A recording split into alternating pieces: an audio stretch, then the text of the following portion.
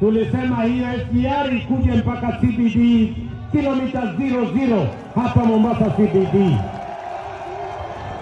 Leo tumekuja kutimiza ahadi yetu. Waswahili wanasema ahadi ni nini? Dawa ya deni sinikulipa bwana. So leo munaweza kusafiri. Wale wageni wetu wenyeji hapa Mombasa pamoja na watalii sasa wakitoka Nairobi wafike pale kwa SGR kwa terminal, sasa wanaweza kuja mpaka Mombasa City kupitia kwa reli.